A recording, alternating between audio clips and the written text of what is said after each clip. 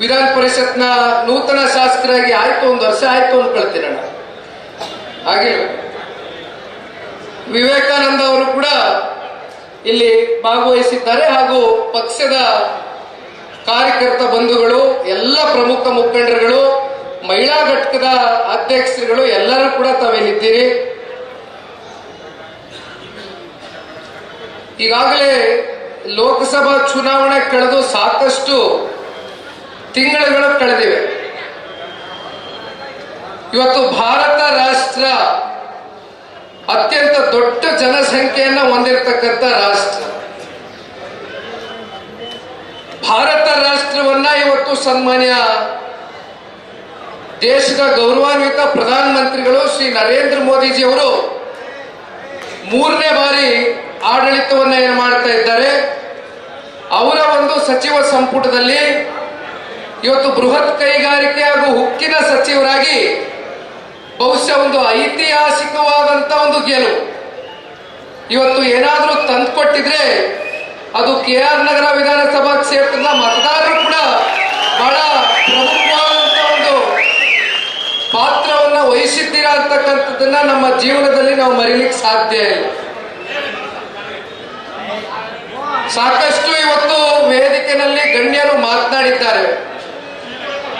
ನನ್ನ ಅತ್ಯಂತ ಆತ್ಮೀಯರು ಹುಣಸೂರು ವಿಧಾನಸಭಾ ಕ್ಷೇತ್ರದ ಶಾಸಕರಾಗಿರ್ತಕ್ಕಂಥ ಹರೀಶ್ ರವರು ಕೂಡ ಬಹಳ ಅರ್ಥಗರ್ಭಿತವಾಗಿ ಬಹಳ ಚೊಕ್ಕದಾಗೆ ಮಾತನಾಡಿದ್ರು. ಬಹುಶಃ ಅದಕ್ಕೆ ಕಾರಣ ಸನ್ಮಾನ್ಯ ಸಾರಾ ಮಹೇಶ್ ಅಣ್ಣ ಅವರು ನಮಗೂ ಕೂಡ ಒಂದು ಸಮಯ ಕೊಟ್ಟಿದ್ದಾರೆ ಅಂತಕ್ಕಂಥದ್ದನ್ನು ಭಾವಿಸಿದ್ದೇನೆ. ಅದಕ್ಕೆ ಮೂಲ ಕಾರಣ ಕ್ಷೇತ್ರದ ಜನತೆ ಮಧ್ಯಾಹ್ನ 2 ಗಂಟೆ ಆಗಿದೆ.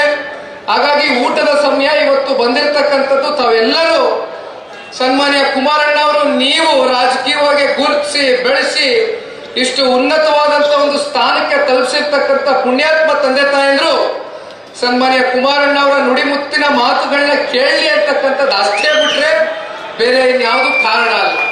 ನಾವು ನೋಡಿದ್ದೇವೆ ಸಾರಾ ಮಹೇಶ್ ಅಣ್ಣ ಅವರು ಬಹಳ ನೇರ ಸ್ವಭಾವದ ವ್ಯಕ್ತಿತ್ವ. ಅವರಲ್ಲಿ ಒಳಗೊಂದು ಹೊರಗಡೆ ಒಂದು ಇಲ್ಲ. ಹೌದಲ್ವೇ? ಬಹಳ ಶಿಸ್ತುಬದ್ಧವಾಗಿ ಈ ಕಾರ್ಯಕ್ರಮವನ್ನ ನಿರ್ವಹಿಸಿದ್ದಾರೆ. ಹಾಗಾಗಿ ನಾನು ಹೆಚ್ಚಿಗೆ ಸಮಯ ತೆಗೆದುಕೊಳ್ಳಕ್ ಹೋಗೋದಿಲ್ಲ. ಆದ್ರೆ 1-2 ವಿಚಾರಗಳನ್ನ ಮಾತನಾಡಿ ನನ್ನ ಮಾತಿಗೆ ವಿರಾಮವನ್ನ ಕೊಡ್ತೇನೆ. ಇತ್ತೀಚೆಗಷ್ಟೇ ವೈಜಾಗ್ನಲ್ಲಿ ಇರ್ತಕ್ಕಂಥ ವಿಶಾಖಪಟ್ಟಣಂದ ಆ ಒಂದು ಸ್ಟೀಲ್ ಪ್ಲಾಂಟ್ ಏನಿದೆ, ಒಂದು ಕೈಗಾರಿಕೆಯ ಒಂದು ಉಕ್ಕಿನ ಕೈಗಾರಿಕೆ ಬಹಳ ವರ್ಷಗಳಿಂದ ನೆನೆಗುದಿಗೆ ಬಿದ್ದಿತ್ತು.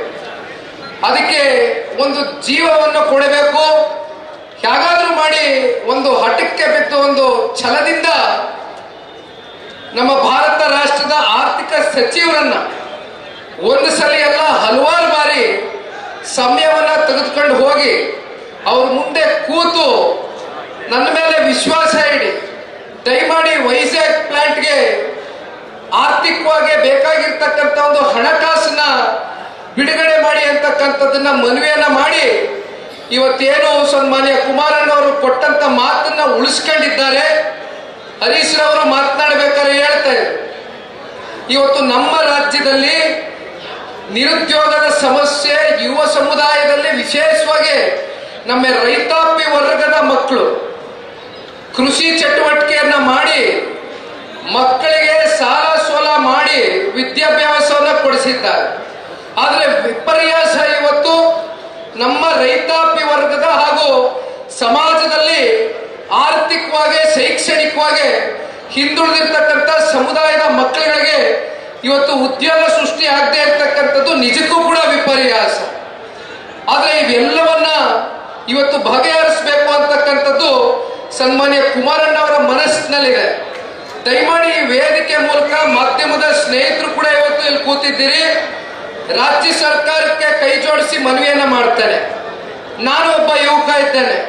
ಪ್ರತಿನಿತ್ಯ ಸನ್ಮಾನ್ಯ ಕುಮಾರಣ್ಣ ಅವರ ಮನೆ ಬಾಗಿಲಿಗೆ ITI ಸ್ಟೂಡೆಂಟ್ಸು, ಇಂಜಿನಿಯರಿಂಗ್ ಸ್ಟೂಡೆಂಟ್ಸು ಬಹಳ ಜನ ಇವತ್ತು ವಿದ್ಯಾಭ್ಯಾಸವನ್ನ ಪೂರೈಸಿದ್ದಾರೆ. ಆದ್ರೆ ಉದ್ಯೋಗಗಳೆಲ್ಲ ಮನೆ ಮುಂದೆ ಬರ್ತಾರೆ.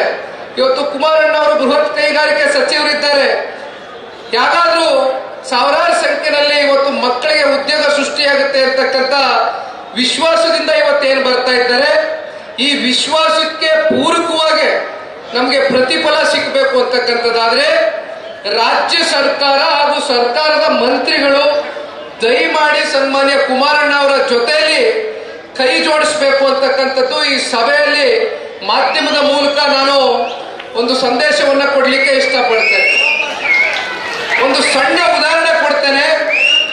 ಇತ್ತೀಚೆಗಷ್ಟೇ, ಯಾಕೆಂದ್ರೆ ನಮ್ಮೆಲ್ಲರಿಗೂ ತಿಳಿದಾಗೆ ಇವತ್ತು ತಂಬಾಕು ಬೆಳೆಗಾರರು ಅಂದ್ರೆ ಕೇವಲ ನಮ್ಮ ರಾಜ್ಯದಲ್ಲಿ ತಂಬಾಕುವನ್ನ ಬೆಳೀತಕ್ಕಂಥ ತಾಲೂಕುಗಳು ಬಹಳ ಸೀಮಿತವಾಗಿದೆ. ಅದರಲ್ಲಿ ಹುಣಸೂರು, ಪಿರಿಯಾಪಟ್ಟಣ, ನಮ್ಮ XT ಕೋಟೆ, KR ನಗರ, ಅರಕಲಗೂಡು ಇವಿಷ್ಟು ತಾಲೂಕುಗಳಿಗೆ ಮಾತ್ರ ಸೀಮಿತವಾಗಿ ಇವತ್ತು ನಮ್ಮ ರೈತಾಪಿ ವರ್ಗ ಏನು ಇವತ್ತು ತಂಬಾಕು ಬೆಳೆಯನ್ನ ಬೆಳೀತಾರೆ.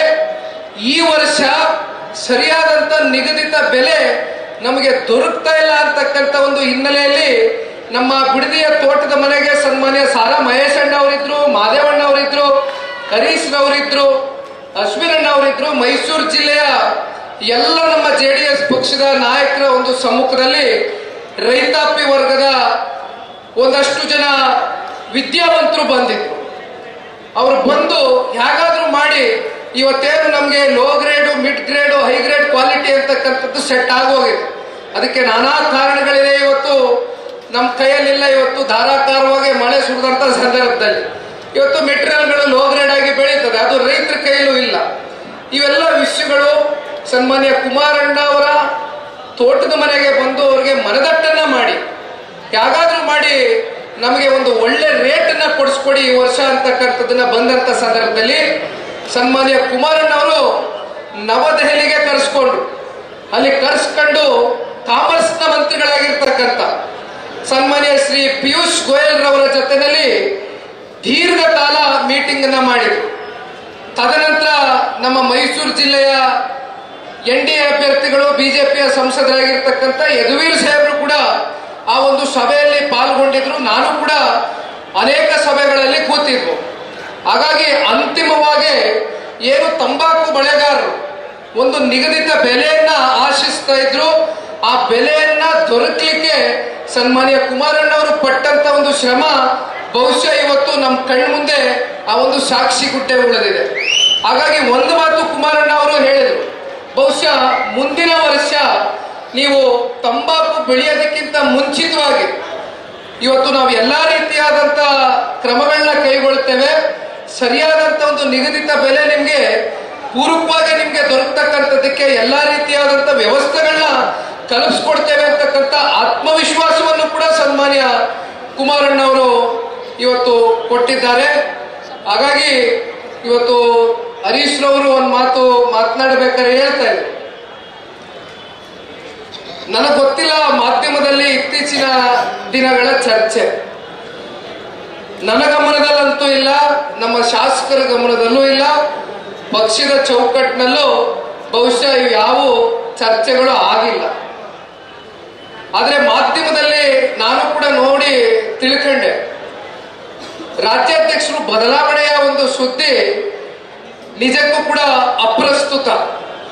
ಸನ್ಮಾನ್ಯ ಕುಮಾರಣ್ಣ ಅವರು ಇವತ್ತು ನವದೆಹಲಿಗೆ ಹೋಗಿರ್ಬೋದು, ಆದ್ರೂ ಕೂಡ ವಾರದಲ್ಲಿ ಒಂದು ದಿನ 2 ದಿನಗಳ ಕಾಲ ಅವರು ಕರ್ನಾಟಕಕ್ಕೆ ಅಂತ ಮೀಸಲಿಟ್ಟಂತ ಸಂದರ್ಭದಲ್ಲಿ ಒಂದ್ ಕಡೆ ಮಂಡ್ಯ ಜಿಲ್ಲೆಗೂ ಕೂಡ ಅವ್ರ ಸಮಯವನ್ನ ಮೀಸಲಿಡಬೇಕಾಗ್ತದೆ, ಮಂಡ್ಯ ಜಿಲ್ಲೆಯ ಅಭಿವೃದ್ಧಿಗೆ.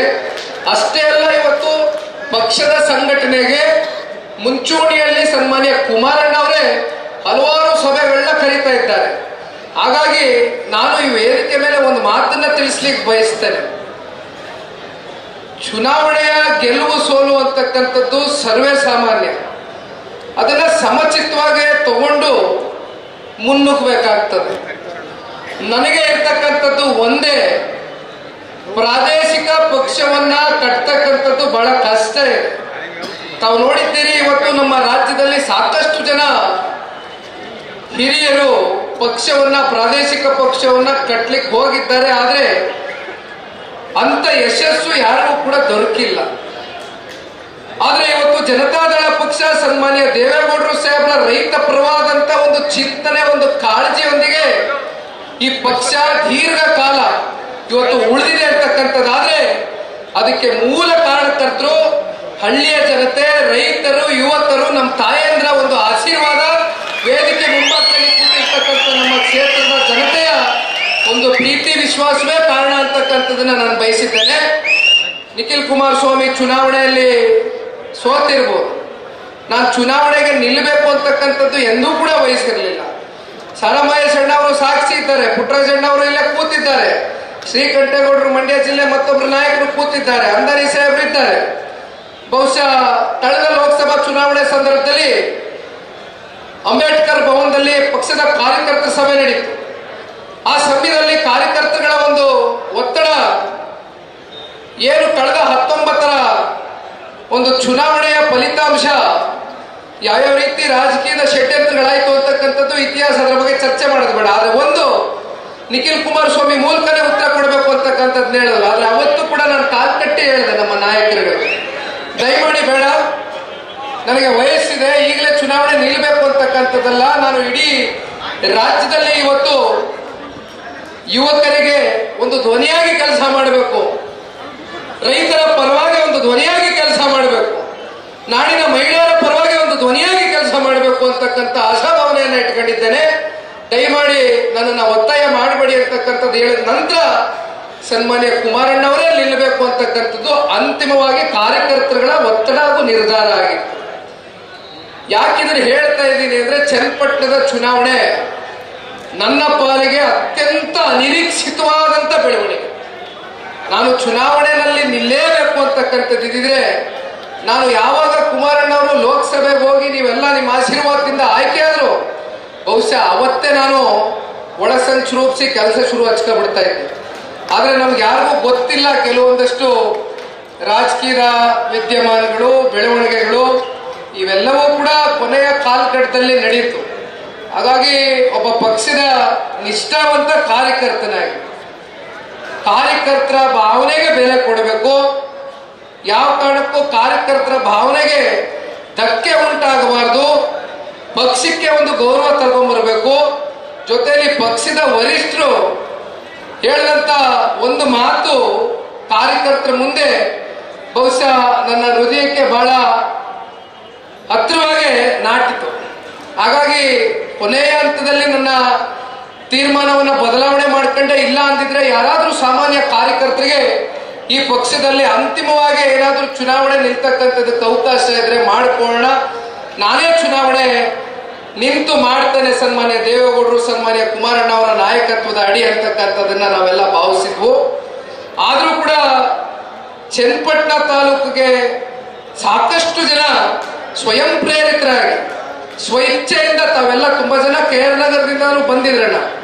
ತಾವೆಲ್ಲರೂ ಹಲವಾರು ಇಡೀ ರಾಜ್ಯಾದ್ಯಂತ ಉತ್ತರ ಕರ್ನಾಟಕದಿಂದ, ಹಳೆ ಮೈಸೂರು ಪ್ರಾಂತ್ಯದ ಹಲವಾರು ತಾಲೂಕುಗಳಿಂದ ಒಬ್ಬ ಯುವಕನ ಪರವಾಗಿ ಬಂದಿದ್ರಿ, ಚುನಾವಣೆಯಲ್ಲಿ ಕೆಲಸ ಮಾಡಿದ್ದೀರಿ, ದುಡಿದಿದ್ದೀರಿ. ನಿಮ್ಮ ಶ್ರಮಕ್ಕೆ, ನಿಮ್ಮ ಪ್ರಾಮಾಣಿಕತೆಗೆ ಬೆಲೆ ಕಟ್ಟಲಿಕ್ಕೆ ಆಗೋದಿಲ್ಲ. ಹಾಗಾಗಿ ನಾನು ಕೊನೆಗೆ ಒಂದೇ ಮಾತು ಹೇಳ್ತೇನೆ, ಪ್ರಾದೇಶಿಕ ಪಕ್ಷ ಉಳಿಬೇಕು. ಪ್ರಾದೇಶಿಕ ಪಕ್ಷ ಉಳಿಬೇಕಾಗಿರ್ತಕ್ಕಂಥದ್ದು ರಾಜ್ಯದ 7.5 ಕೋಟಿ ಜನತೆಯ ಒಂದು ಹಿತಾಸಕ್ತಿ ಕಾಪಾಡ್ತಕ್ಕಂಥ ದೃಷ್ಟಿಯಲ್ಲಿ ಹೊರತುಪಡಿಸಿ ಬೇರೆ ಇನ್ಯಾವುದು ಉದ್ದೇಶಕ್ಕೋಸ್ಕರ ಅಲ್ಲ. ಹಾಗಾಗಿ ನಿಮ್ಮ ಜೊತೆಯಲ್ಲಿ ನಾನು ಇರ್ತೇನೆ. ಒಬ್ಬ ಕಾರ್ಯಕರ್ತ ಆಗಿ ನಿಮ್ಮ ಜೊತೆಯಲ್ಲಿ, ನಿಮ್ಮ ಕಷ್ಟ ಸುಖದಲ್ಲಿ ಕಟ್ಟ ಕಡೆಯ ಕಾರ್ಯಕರ್ತನ ಇವತ್ತು ಗುರುತಿಸಿ ಮುಂದಿನ ದಿನಗಳಲ್ಲಿ ರಾಜ್ಯದ ಜನತೆಯ ಆಶೀರ್ವಾದ ದೊರಕಂತ ಸಂದರ್ಭದಲ್ಲಿ ನಿಮ್ಮೆಲ್ಲರಿಗೂ ಒಂದು ಅಧಿಕಾರವನ್ನು ಕೊಡಿಸಬೇಕು ಅಂತಕ್ಕಂಥದ್ದು ಅಷ್ಟೇ ನಿಖಿಲ್ ಕುಮಾರಸ್ವಾಮಿಯ ದೃಢ ಸಂಕಲ್ಪ ಅಂತಕ್ಕಂಥದ್ದು ಈ ಸಂದರ್ಭದಲ್ಲಿ ನಾನು ಹೇಳ್ತಾ, ಈಗಾಗಲೇ ಸಮಯ 2:15 ಗಂಟೆ ಆಗಿದೆ. ಸನ್ಮಾನ್ಯ ಸಾರಾಮಹೇಶಣ್ಣ ಅವರು ನಮಗೆ ದೀರ್ಘಕಾಲ 1/4 ಗಂಟೆ ಮಾತನಾಡೋದಕ್ಕೆ ಅವಕಾಶವನ್ನ ಮಾಡಿಕೊಟ್ಟಿದ್ದಾರೆ. ತಾವೆಲ್ಲರೂ ಕೂಡ ಬಹಳ ತಾಳ್ಮೆಯಿಂದ ಕೂತಿದ್ದೀರಿ. ಈಗ ಕೇಂದ್ರದ ಸಚಿವರು, ರಾಜ್ಯ ಕಂಡಂತ ಅಪರೂಪದ ವ್ಯಕ್ತಿತ್ವ, ಮಾಡ್ತೀವಣ್ಣ ಅದು ಎರಡೂ ಕಡೆಯಿಂದ ಸಾಕಾರ ಆಗ್ಬೇಕಣ್ಣ. ಕೇಂದ್ರ ಸರ್ಕಾರ, ರಾಜ್ಯ ಸರ್ಕಾರ ಎರಡೂ ಕಡೆಯಿಂದ ಕೂತು ಸಮ್ಮಿಲನ ಆಗಿ ಇವೆಲ್ಲವೂ ಕೂಡ ಬಗೆಹರಿಸ್ತೇವೆ. ಹಾಗಾಗಿ ಸನ್ಮಾನ್ಯ ಶ್ರೀ ಕುಮಾರಣ್ಣವರು ನಿಮ್ಮ ಪ್ರೀತಿಯ ಮನೆ ಮಗ ಮಾತನಾಡ್ತಾರೆ ಅಂತಕ್ಕಂಥದ್ದನ್ನು ಹೇಳ್ತಾ ನನಗೆ ಮಾತನಾಡೋದಕ್ಕೆ ಅವಕಾಶ ಮಾಡಿಕೊಟ್ಟಂತ KR ನಗರ ವಿಧಾನಸಭಾ ಕ್ಷೇತ್ರದ ಎಲ್ಲ ನಮ್ಮ ತಾಲೂಕಿನ ಜನತೆಗೆ ನಿಮ್ಮ ಪಾದಗಳಿಗೆ ಶಿಕ್ಷೆ ವಹಿಸಿ ಪ್ರಾರ್ಥನೆ ಮಾಡಿ ನನ್ನ ಮಾತನ್ನು ಮುಗಿಸ್ತೇನೆ. ಧನ್ಯವಾದ. ಹೆಚ್ಚಿನ ವಿಡಿಯೋಗಳಿಗೆ ಪ್ರತಿಧ್ವನಿ ಯೂಟ್ಯೂಬ್ ಚಾನೆಲ್ ಸಬ್ಸ್ಕ್ರೈಬ್ ಮಾಡಿ, ಬೆಲ್ ಐಕಾನ್ ಕ್ಲಿಕ್ ಮಾಡಿ.